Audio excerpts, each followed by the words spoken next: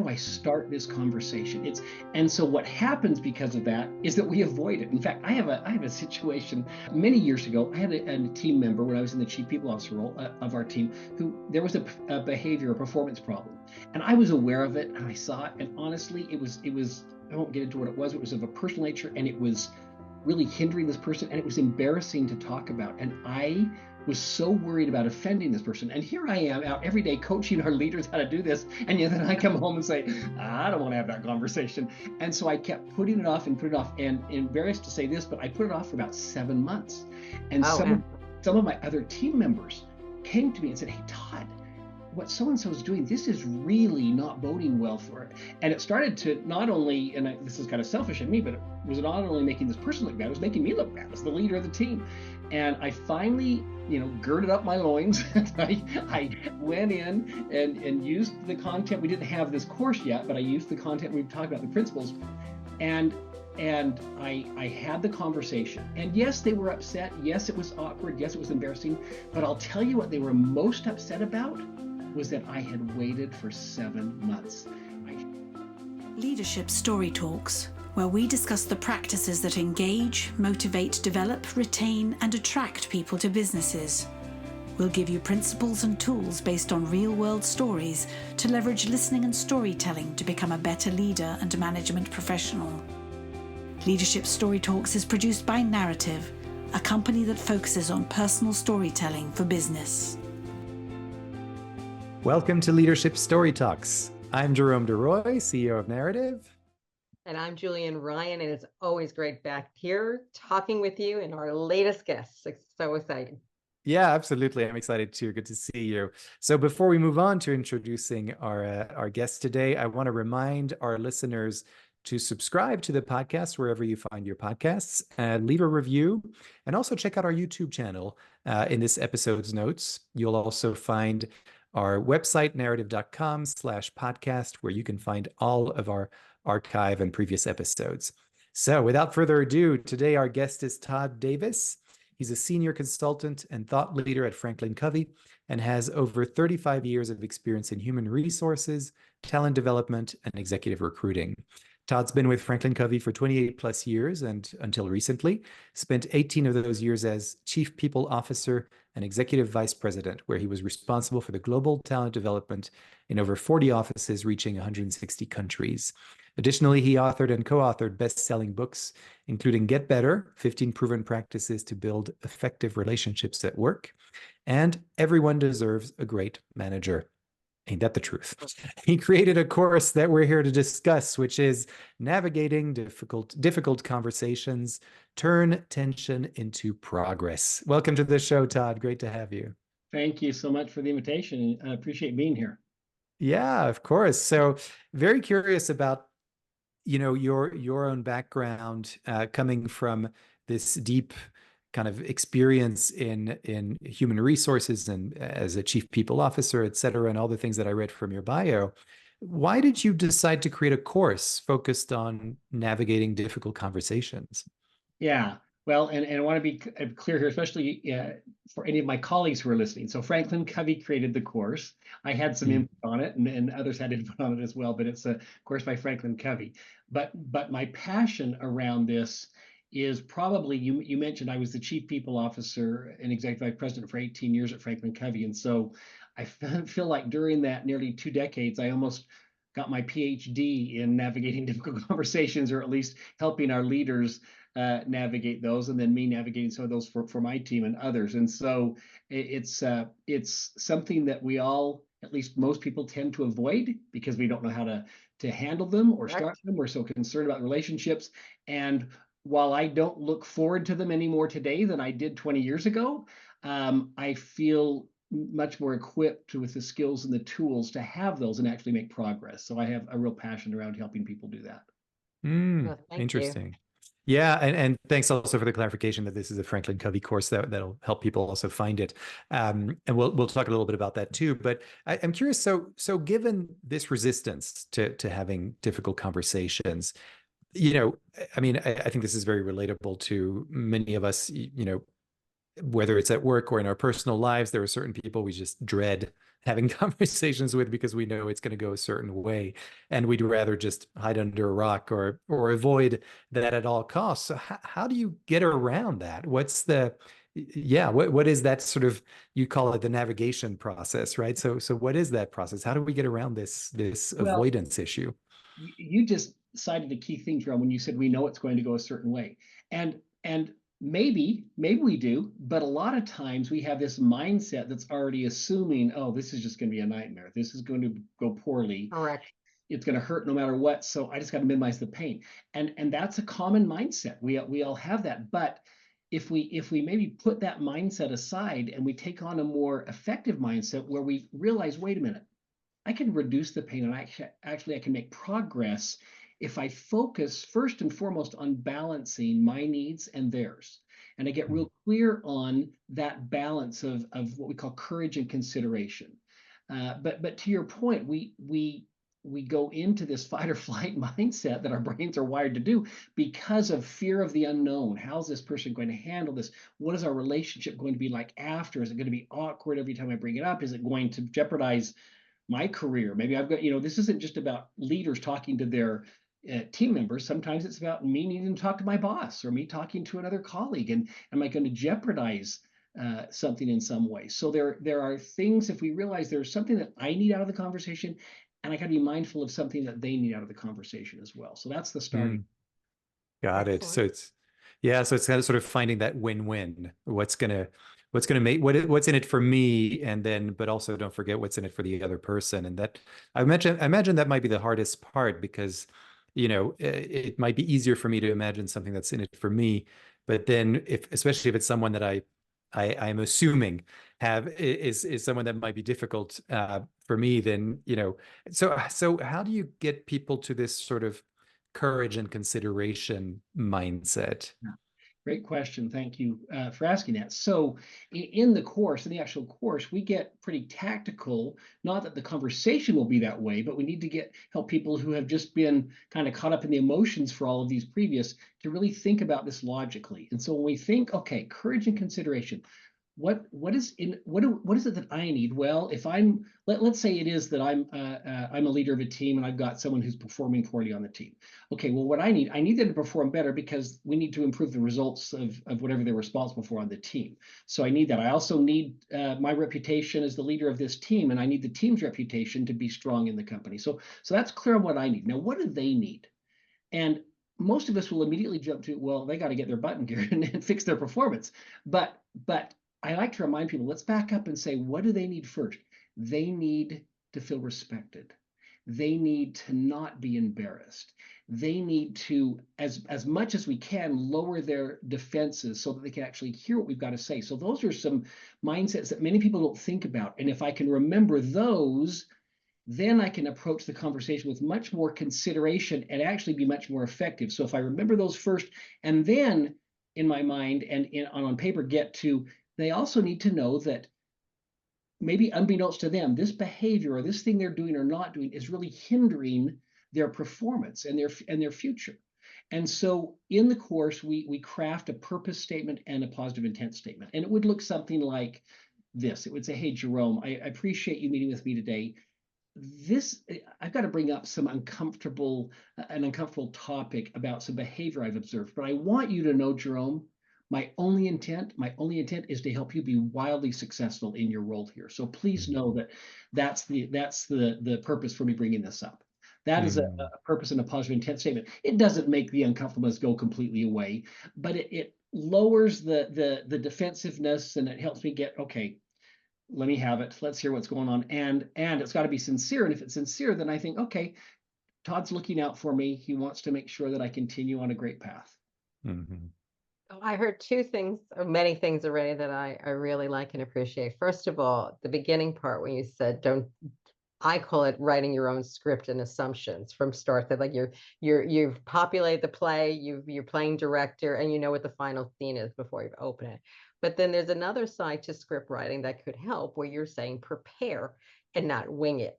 So, and put yourself in the empathetic role, which I think is helpful, because I think sometimes, and I'm only saying it from experience witnessing, people get so stressed about what they're not what they think is going to happen, they think, I'm just going to just say what I feel and move on, instead of like, be thoughtful and be empathetic to no matter what your feelings are for that person or the situation. Just stop for a minute and think. So thank you for those two things. And where were you years ago, for God's sakes? I could have we could have used this book a while ago. Oh, I am no wiser than anyone else, but just like the two of you, I've been in a role that allows so much repetition in this particular skill that it's again doesn't become easy, you can become more skilled at it. And something I want to comment on what you said,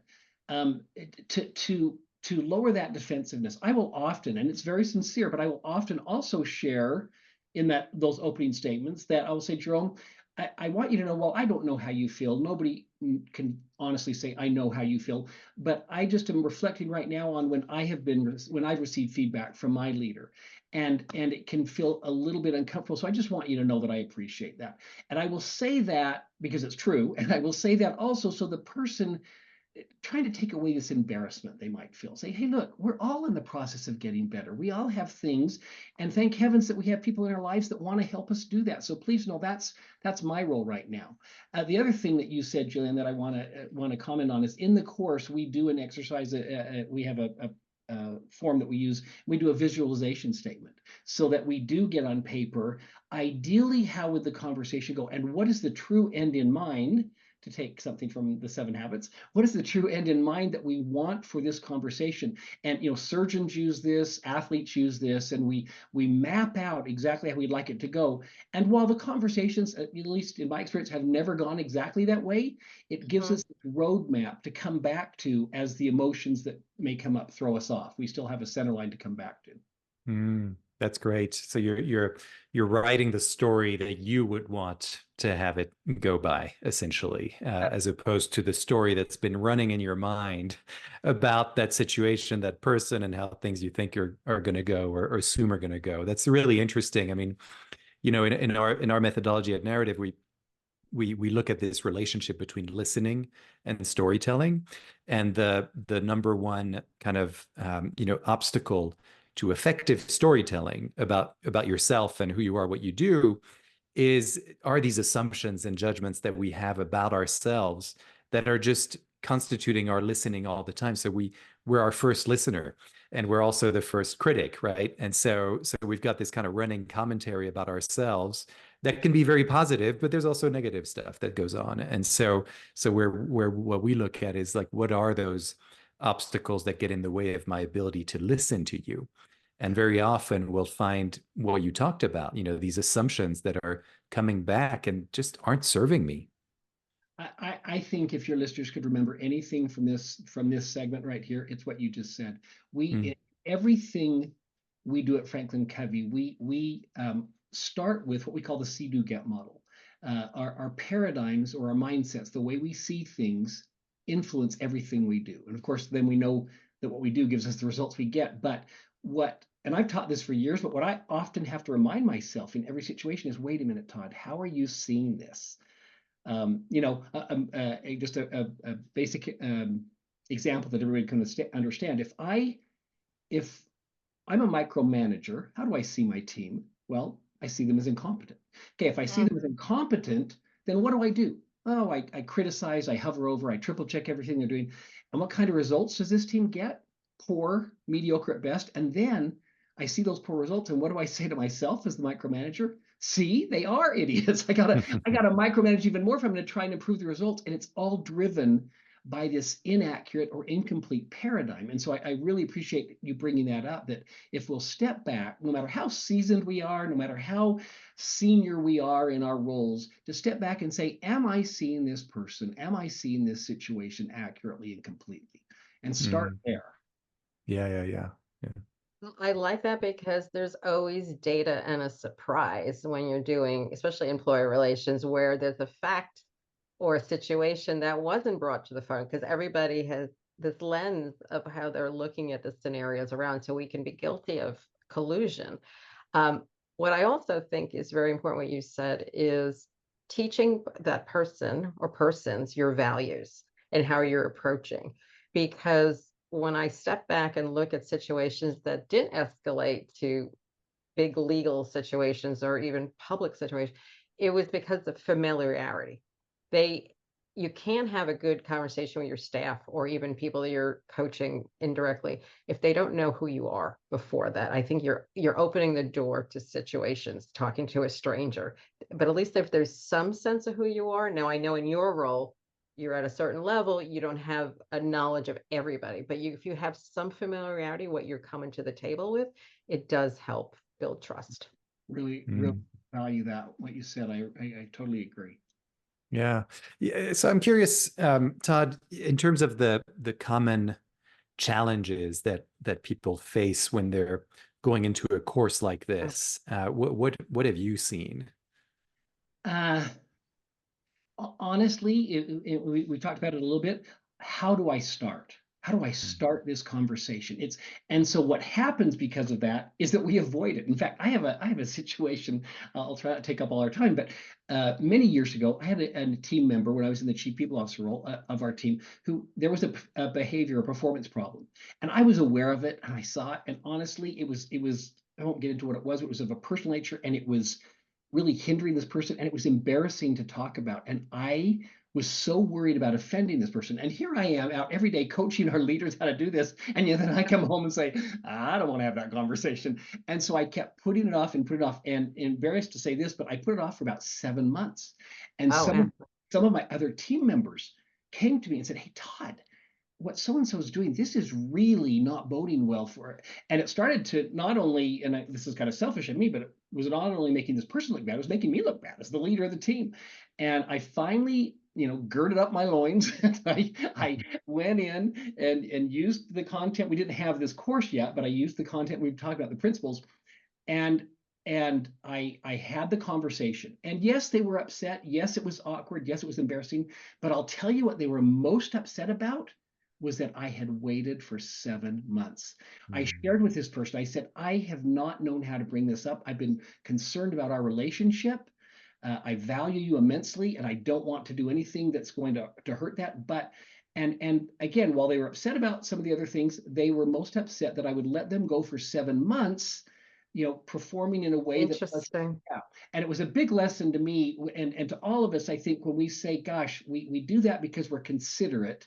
But really, what is the most considerate thing? If we're truly considerate, even though they may not feel it up front, if we're truly considerate, we're going to bring something to their attention that we know is getting in the way or hindering their performance. So big lesson to me.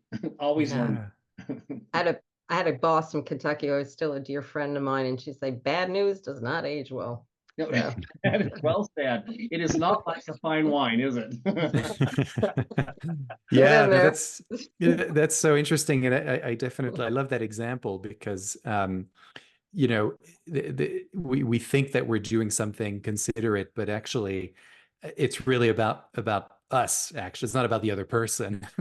We're really more focused on what's going to protect me and what I think this relationship is or where it could go, as opposed to going back to your first point earlier, what's really going to be that win-win, and clearly having the conversation is part of a bigger strategy. I think to me that's what I also something that resonates is that it often feels like these conversations, I'm going to have the conversation and that'll be that, and and so it's that very sort of we put so much pressure on the conversation itself that it just builds up into this incredible thing, as opposed to what I'm getting from this conversation is that, but what's actually beyond that conversation? Where are we trying to go together? Not just me and what I think is considerate and, don't want to offend someone, et cetera, but actually think about the whole and that vision of, where are we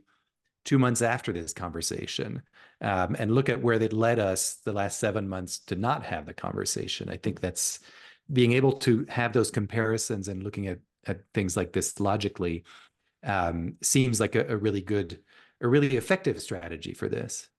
That's so important, Jerome, what you bring up, and I want to make the point that if you're having a difficult conversation with someone with whom you have not invested much in, you have not been very considerate or thoughtful, especially if you're their leader and mindful, well, then, yeah, who knows what it's going to look like in 2 months. But for good leaders, great leaders, hopefully they are making these what we call deposits in the emotional bank account of others all the time. And so when the difficult conversation comes up, while it's still difficult, there's enough of a track record there, and you have enough credibility as someone who deeply cares about this person. And it doesn't have to be a leader; it could just be a colleague. But I have a track record of having your best interest at heart. So please know that while this is uncomfortable to bring up, it's no different than anything else we've ever talked about because I care about you.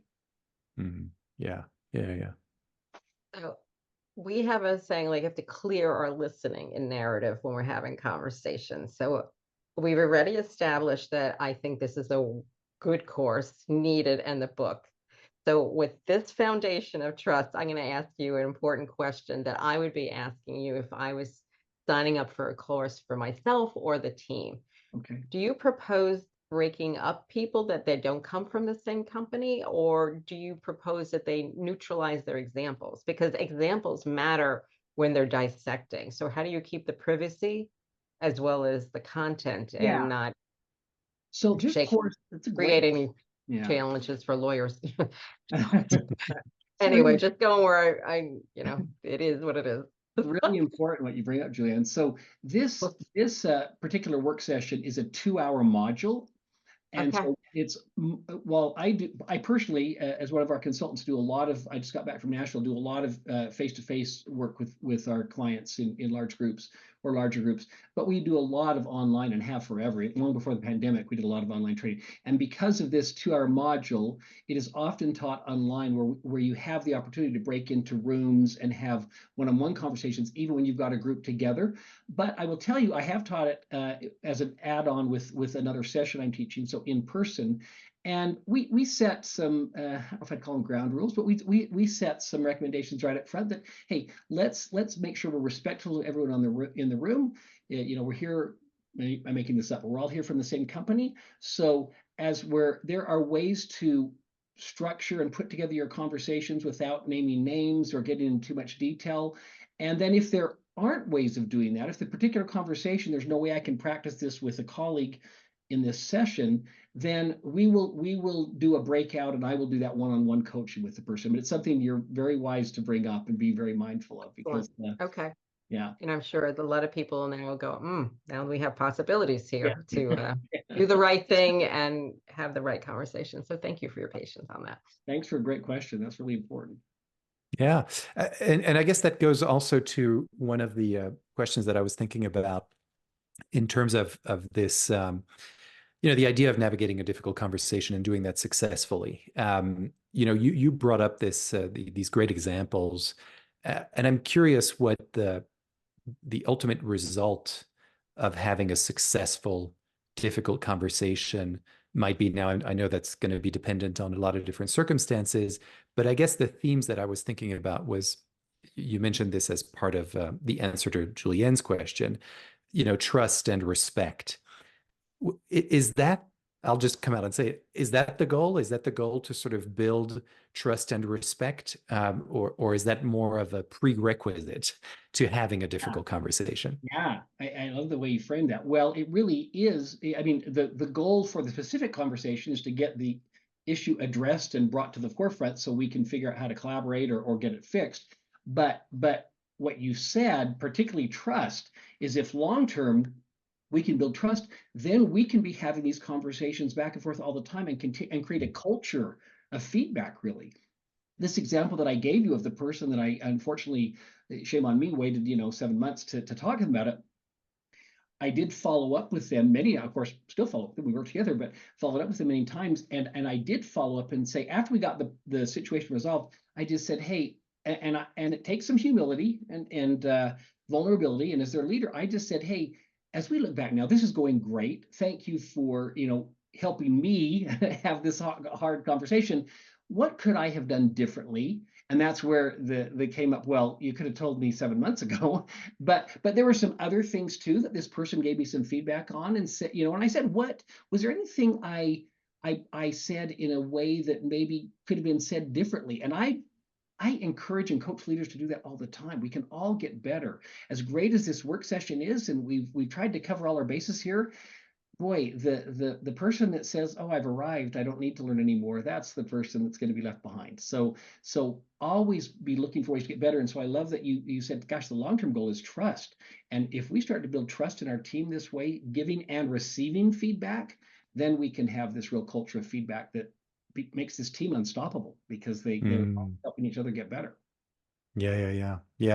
I like that framing, because what's really at stake here is culture at large, like the broader culture, as opposed again to this one specific conversation that I'm putting so much on what's that bigger context that I'm working within. I think that's a really great takeaway.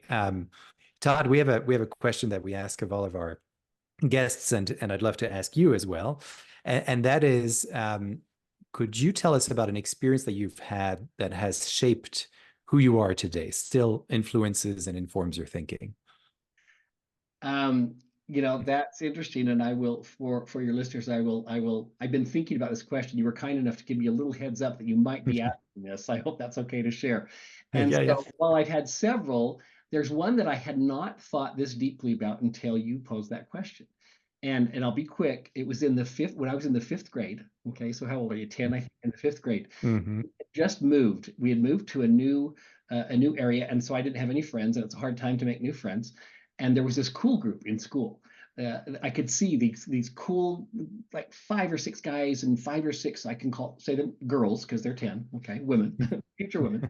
And they were the cool kids of Uinta Elementary. And I would see them gather at recess, and they just kind of hung out together. And I desperately wanted to be part of the cool group. I wanted it so much. And I wasn't in my previous school. I was kind of a little nerd, I guess you'd call it. And I would go up and just kind of stand by this group. This is going to be a pathetic story, so bear with me. No, I'm loving it. Your Kleenex. So I would go stand by this group with my hopes of someone maybe talking to me or saying, "Hey, you're new." Well, they never did. And I would recess after recess, day after day, I would stand up there with this group. Well, this went on for about 3 weeks. I know, pathetic. Oh my God. And then one day we're in the halls of Uinta Elementary, and one of the head guys of the coolest of the cool groups, his name was Doug, and he came up to me. I didn't even know he knew who I was, and he said, "Hey, Davis." My last name's Davis. Davis. And I was, 10-year-old nurse. Yeah. I was so impressed that he knew my name. And he said to me, "You're out of the group." And I said, "Okay." And I walked away. And I went home that night and I thought, okay, well, that hurt. If I'm now out of the group, that must have meant that at some point I was actually in the group. And so I got some sense of satisfaction. Why am I telling you this?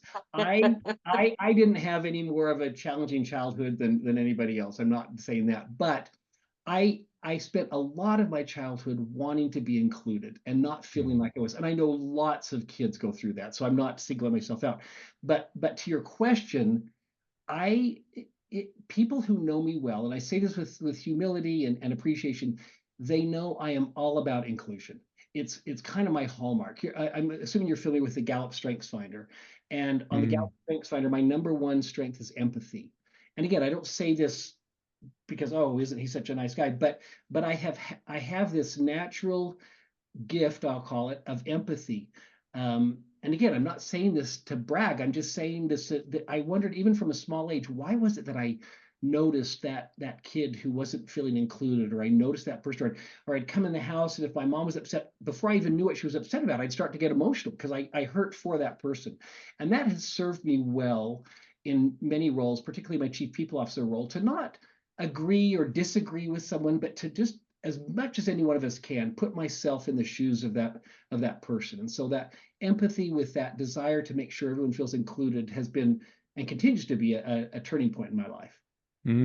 Wow, wonderful. Thank you so much for sharing that. Yeah, the great story. And reminds me of a lot of our work in storytelling, obviously, because it was a story, but a lot of times we work with our clients to tell stories that become the evidence of a certain strength or values that you espouse. So you can come out and say, I'm an empathetic person, or my value is empathy, or etc. But when you hear a story like that, it comes together. It's sort of like, okay, here we are. That's I get where that comes from because of that story, and I'm assuming many other stories, even stories you told today throughout this interview. So I really appreciate that and your willingness to go there as well, right? It's not always a super comfortable thing to do. So thank you for doing that. That's the beauty of getting older, is you find like, I don't care so much about I know. this. But part of my work when I started to use storytelling was in recruiting, besides the employee relations part. So it was the way of lowering the guard down. So immediately I'm going through all the traits I could mirror back to you. Like resilient, you're stubborn, you hang in there, you don't give up. So if you need to like negotiate for any new roles, call me because I could help you with the Thank you. Yeah. No, that's great. Todd, I'm curious, what would you sort of recommend to our listeners who are interested in this course and want to learn more about the course and everything that you do at Franklin Covey around this? Yeah, well, for those who may not be familiar with Franklin Covey, we are the behavior change company, I call it. Mm. Help organizations achieve results when the achievement of those results requires getting people to do things differently. And we all laugh at that because it's not very easy, right? I mean, I was on the treadmill this morning thinking about changing my own behaviors, let alone trying to change other people's behaviors. But that's what we do. And so, yeah, people just go our website, www.franklincovey.com. All of our work sessions and information is listed there, and we'd love to be able to share that with more clients around the world. So hope that's helpful. It's been a pleasure. Absolutely. Very, very helpful, and so aligned with so many of the conversations we've had on this podcast as well. So I know our listeners really appreciate you taking the time for to tell us more about this particular course and the importance of navigating difficult conversations. So really appreciate it, and appreciate you as well, Julienne. Thanks for being my co-host once more. Yeah. If my friend Doug is listening from the 5th grade, I want you to know I got to hang out with 2 really cool people today. Okay. Thank you. So they let me be part of their cool group. Yeah, there you go. Likewise. Absolutely. It's a good club. Yeah, absolutely. All right. Well, great. Well, thanks so much. And thanks to our listeners. Really appreciate everyone who's listening.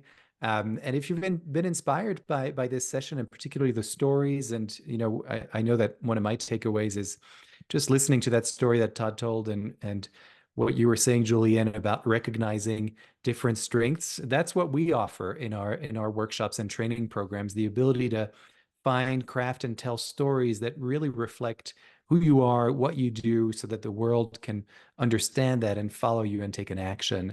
So if you're interested in that, please go ahead to narrative.com, NARATIV.com, to enroll yourself or your team. We're always ready to listen to you.